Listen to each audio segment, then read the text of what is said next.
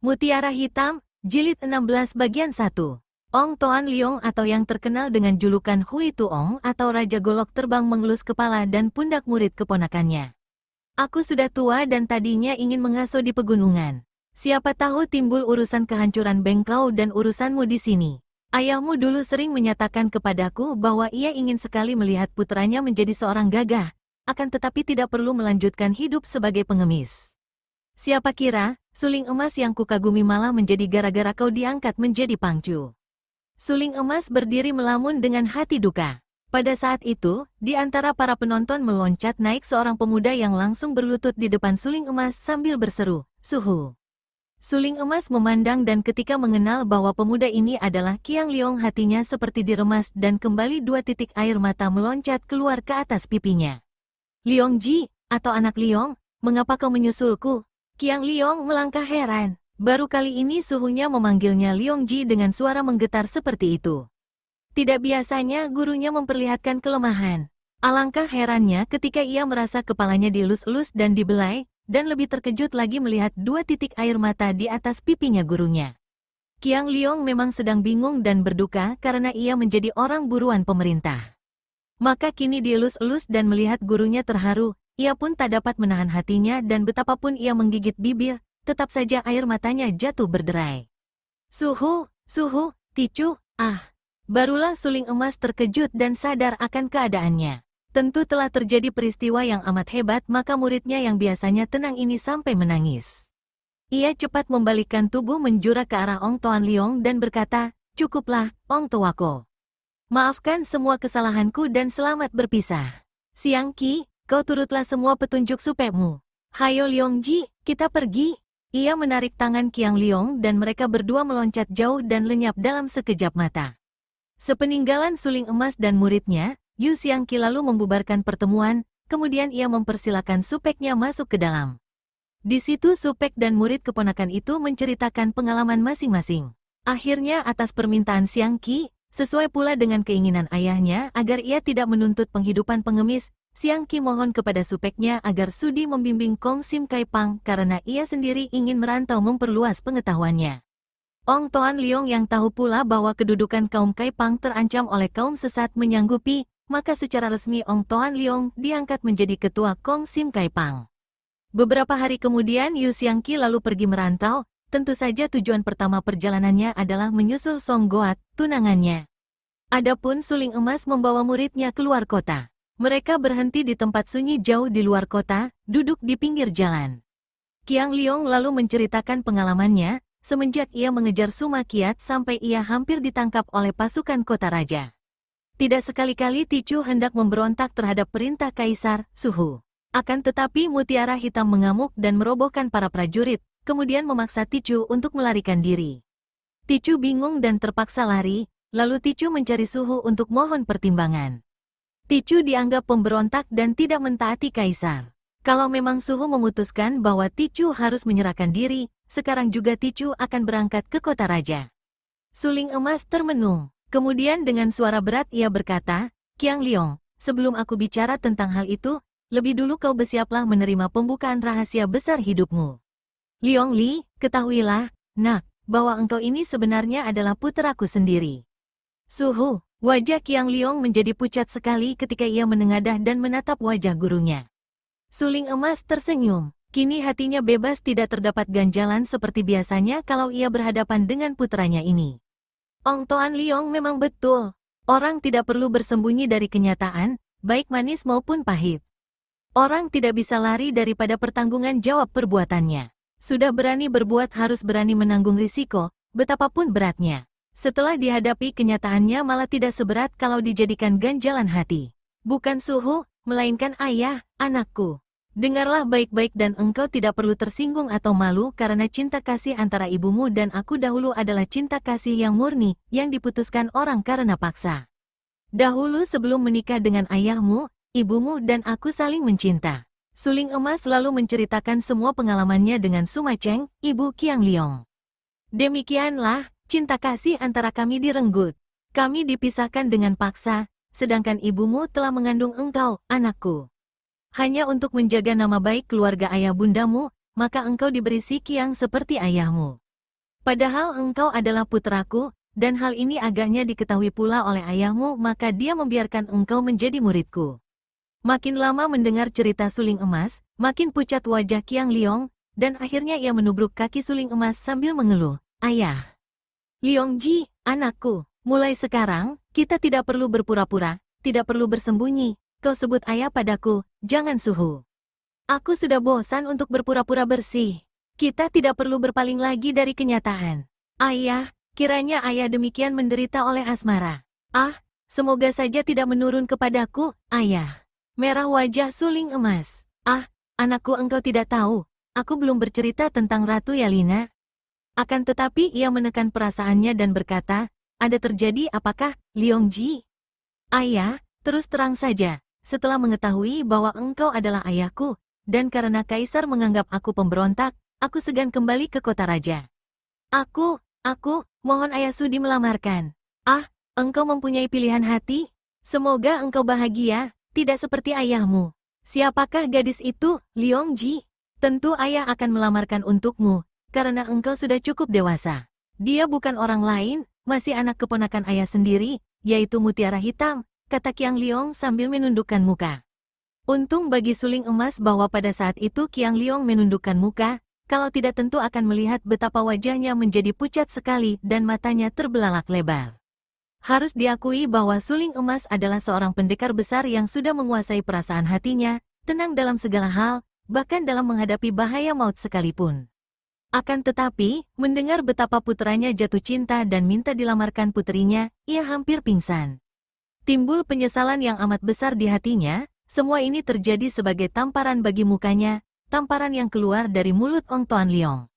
Mengingatkan ia akan semua peristiwa dahulu, semua perbuatannya, karena hal-hal ini timbul sebagai akibat daripada perbuatannya dahulu. Akan tetapi mengakui sekarang di depan Qiang Liong bahwa pemuda ini melamar adik sendiri. Ah, ia tidak tega. Ia sendiri mengakui semua perbuatannya, bersedia memetik buah tanamannya sendiri. Namun mengingat putranya, ia tidak sampai hati. Dengan suara halus ia berkata, Liongji, kau tidak usah kembali ke kota raja. Dan tentang perjodohan, marilah kau ikut bersamaku ke Hitan. Hanya sekian suling emas berkata, tidak sanggup bicara panjang karena khawatir kalau lidahnya tak kuasa membendung pertahanan hatinya. Seperti juga mendiang ibunya, betapapun tidak waras otak Sumakiat, namun ia mempunyai kecerdikan dan kelicinan yang luar biasa. Setelah maksud hatinya memperistri Kuilan secara paksa digagalkan Qiang Liong, Sumakiat melarikan diri dan pemuda ini terus menuju ke Hitan. Ia tidak berani untuk kembali ke kota raja, karena ia tentu akan ditangkap sehubungan dengan persekutuannya dengan Bo Le Kausu. Pula, ia pergi ke Hitan bukan tanpa tujuan. Ia harus mendahului Kuilan menemui Ratu Hitan yang menurut ibunya adalah adik ibunya sendiri, jadi bibinya. Sumakiat melakukan perjalanan tak kunjung henti dan ia tiba di kota Raja Hitan dalam keadaan lelah dan lapar. Pakaiannya kotor dan robek-robek, mukanya pucat kurus.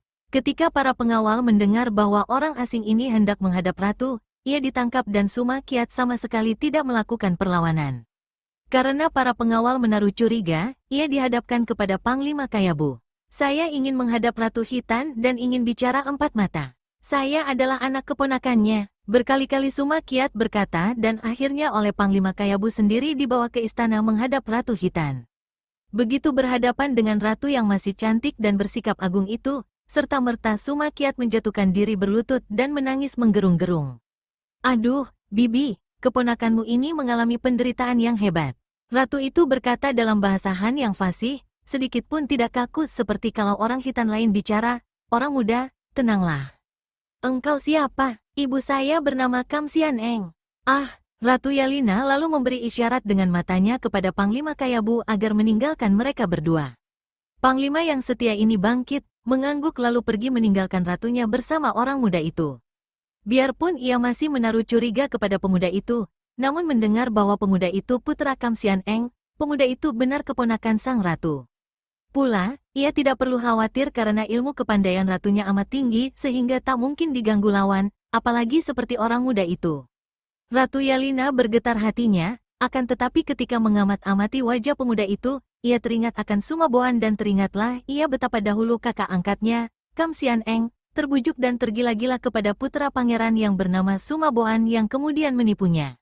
Karena patah hati, Kam Xian Eng menjadi gila, secara aneh mendapatkan ilmu-ilmu yang hebat, dan bersama dia membunuh Sumaboan.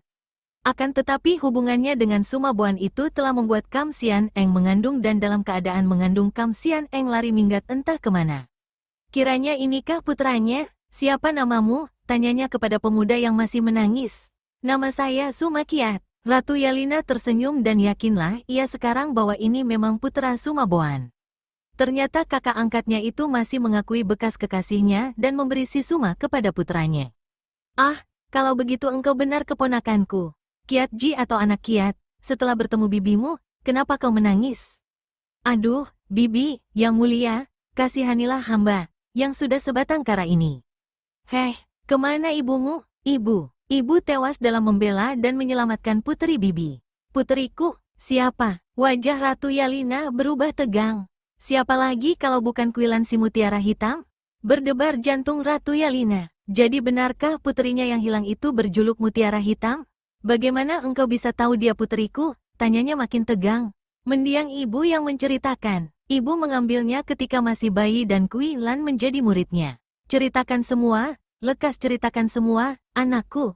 Ratu Yalina berseru sambil menyambar tangan Sumakiat dan menariknya masuk ke ruangan dalam. Ia berseru memanggil pelayan untuk menyediakan makan minum bagi orang muda ini. Para pelayan terheran-heran dan diam-diam Sumakiat terkejut karena tangan halus yang mencekal lengannya itu mengandung tenaga dalam yang hebat luar biasa. Sambil makan minum, berceritalah Sumakiat tentang Kuilan. Tentu saja ia menonjolkan kebaikan-kebaikan ibunya dan dia sendiri. Akhirnya ia menceritakan peristiwa di markas Boule Kausu dan dengan akal cerdik ia berkata, saya hanya ikut dengan ibu dan agaknya ibu yang termasuk seorang di antara Butek Enjiosian kena bujuk Boule Kausu untuk memusuhi kerajaan Sung. Akan tetapi ketika ibu melihat bahwa di markas Boule Kausu itu terdapat tahanan-tahanan penting, yaitu Pangeran Talibu dan Putri Mimi. Untung mereka sudah bebas dan sedang berangkat pulang. Aku telah mendengar laporan dari pembawa berita, akan tetapi tidak jelas. Hanya mendengar bahwa Talibu dan Mimi ditawan orang-orang Hesi-Hesia akan tetapi kini telah bebas. Bagaimana sesungguhnya yang terjadi? Saya sendiri tidak tahu jelas, Bibi. Hanya kalau tidak salah, mereka itu ditawan karena Boule Kausu hendak memaksa Khitan membantunya kalau dia menyerbu kerajaan Sung. Ratu Yalina mengangguk-angguk. Begitukah? Kalau begitu Boule Kausu belum mengenal watak bangsa Khitan yang perkasa? Nah, lanjutkan ceritamu, anakku. Ketika ibu melihat Pangeran Talibu dan Putri Mimi ditahan, apalagi ketika melihat Sumoy Kuilan ditahan pula dan hendak diperhina Butek Enjiosian, ibu lalu marah dan membunuh Butek Siolem. Akan tetapi ibu dikeroyok banyak orang sakti sehingga tewas dalam usaha menolong Sumoy. Tak terasa lagi kedua mata Ratu Yalina menjadi basah air mata. Biarpun Enjiosian Eng telah menculik bayiku, akan tetapi akhirnya dia mengorbankan nyawa untuk anaknya. Kasihan engkau, Enjiosian Eng, demikian keluh hatinya. Lanjutkan, anakku, katanya memandang Sumakiat dan kini wajah pemuda itu kelihatan tampan dan simpati. Saya lalu membawa pergi Sumoy. Sampai di tengah jalan, karena ibu telah tidak ada, saya sampaikan pesan terakhir ibu kepada Sumoy. Siapa kira, Sumoy menjadi marah-marah dan hampir saja saya dibunuhnya. Huk. Bibi, lebih baik Bibi bunuh saja saya agar tidak menanggung malu dan sengsara lebih lama lagi. Kalau saya tidak dapat memenuhi pesan terakhir ibu, apa gunanya hidup menjadi seorang anak putau atau durhaka? Pemuda ini menangis lagi. Ratu Yalina menjadi terheran. Ah, kau tenanglah, Kiat Ji. Apakah pesan terakhir ibumu? Ibu berpesan kepada saya bahwa saya dan Sumoy harus menjadi suami istri. Ah, begitukah? Kembali Ratu Yalina mengangguk-angguk. Dan Kuilan menolak, tidak hanya menolak, bahkan marah dan hampir membunuhku. Di dalam hatinya Ratu Yalina tertegun. Puterinya yang berjuluk Mutiara Hitam itu agaknya liar dan galak, seperti, dia dahulu. Selalu menurutkan kehendak hati sendiri, tidak terkekang, seperti kuda liar. Kau, kalah olehnya, bukankah kau suhengnya? Sumoy lihai sekali, dan saya tidak tega untuk melawannya. Ratu Yalina kembali memandang wajah tampan itu. Ia makin kasihan dan makin suka kepada pemuda ini. Kalau Enjiosian Eng sudah berpesan demikian, akan kulihat nanti kalau berjumpa dengan Mutiara Hitam. Tenangkan hatimu, Kiat Ji, aku menghargai pesan ibumu, dan urusan ini baik ditunda lebih dulu. Kelak kalau aku bertemu dengan puteriku, akan kita bicarakan lagi.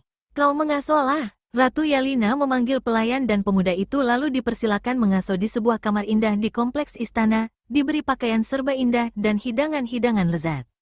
Terhibur juga rasa hati Suma Kiat yang selama ini mengalami kesengsaraan.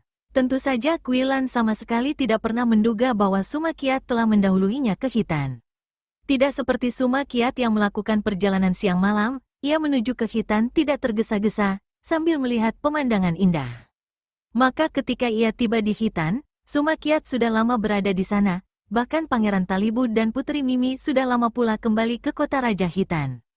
Kuilan yang sudah merasa rindu sekali kepada Pangeran Talibu, lalu bertanya-tanya di mana adanya pangeran ini.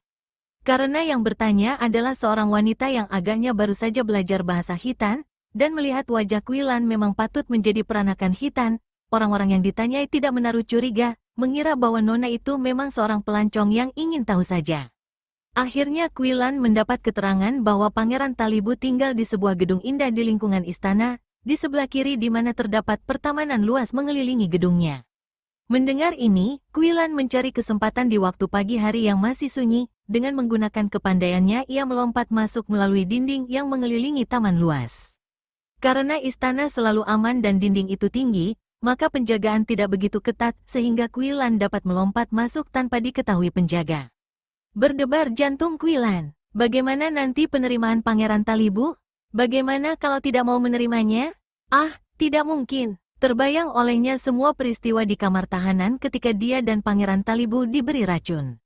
Terbayanglah kemesraan dan cinta kasih pangeran itu kepadanya yang tidak hanya terpancar dari sinar mata dan sentuhan tangan, dekapan dan ciuman, akan tetapi juga dari kata-katanya. Masih berkumandang di telinganya suara pangeran itu menggetar penuh perasaan. Demi Tuhan, aku mencintamu, Mutiara Hitam. Aku cinta kepadamu seperti kepada diri sendiri. Ia menyusup-nyusup dan menyelinap di antara pohon-pohon dan bunga. Kemudian tampak olehnya sebuah pondok kecil di tengah taman. Pondok itu sudah tua dan tidak begitu mewah, bahkan dindingnya ada yang sudah robek-robek kulitnya. Agaknya memang dibiarkan demikian karena tampak lebih artistik atau nyeni. Ia berindap-indap mendekati dan jantungnya berdebar tidak karuan ketika ia mendengar suara orang yang dirindukan selama ini. Suara Talibu di sebelah belakang pondok. Ia cepat menghampiri dan memutari pondok, lalu mengintai. Benar saja dugaannya, pangeran itu berada di belakang pondok, di ruangan luar. Alangkah tampannya, alangkah gagahnya, pakaiannya begitu cemerlang indah, serba mengkilap dan berkilauan. Topinya terhias naga emas yang aneh bentuknya, dadanya bergambarkan dewa matahari. Pedangnya panjang dengan gagang terukir indah, dari emas bertabur batu permata. Sejenak Kuilan terpesona dan terharu. Demikian tampannya pria ini sampai menimbulkan haru di hati. Akan tetapi hatinya mulai panas terbakar ketika ia melihat siapa teman pangeran bercakap-cakap. Putri Mimi lagi. Dan mereka duduk bersanding di bangku dengan sikap begitu mesra. Mereka saling berpegangan tangan saling pandang, dan dari gerak-gerik, pandang mata, dari seluruh pribadi kedua orang itu jelas memancarkan cinta kasih menggelora. Pening rasa kepala Kuilan. Ia memejamkan matanya dan hampir terguling roboh kalau ia tidak cepat-cepat menekan dinding pondok dengan tangan. Tanpa disadari mulutnya mengeluarkan suara keluhan perlahan. Namun suara ini cukup untuk membuat Pangeran Talibu dan Putri Mimi bangkit dan membalikkan tubuh. Kau, Mutiara Hitam, seru Putri Mimi dengan suara girang. Namun Pangeran Talibu tidak berkata apa-apa, hanya memandang dengan mata terbelalak. Ia dapat melihat kemarahan, kehancuran hati, terbayang pada wajah dan pandang mata itu, dan ia tahu apa sebabnya. Maka ia lalu berkata gagap, Mutiara Hitam, sudahkah kau bertemu Ibunda Ratu? Mari kuantar kau menghadap. Tidak perlu, semua orang boleh saja tidak pedulikan diriku. Dengan isak tertahan Kuilan membalikkan tubuh dan meloncat pergi. Hatinya perih dan patah. Kekasihnya direnggut orang, ingin ia mengamuk. Memang ia akan mengamuk, akan menemui Ratu Khitan, menuntut bahwa dia sebagai puteri disia-siakan. Dengan kemarahan meluap-luap ia keluar dari taman mencari jalan ke istana. Sumoy, Kuilan terhenti seperti disambar kilat. Di depannya telah berdiri Suma Kiat dengan wajah berseri dan pakaian indah. Sungguh ia terheran-heran dan tidak dapat mengeluarkan kata-kata, hanya memandang dengan mata lebar. Ah, Sumoy, kau baru datang? Kami sangat mengharap-harap kedatanganmu. Kau, di sini, Quilan akhirnya dapat menegur. Wajah Suma kiat berseri-seri, sudah lama aku tinggal di sini. Bibi Ratu menerimaku dan pesan mendiang ibu disetujui. Ya, adikku sayang, dengan perkenan Bibi Ratu, kita dijodohkan. Kau dan aku, akhirnya kita berjodoh juga, adikku. Dan aku akan menjadi pangeran mantu.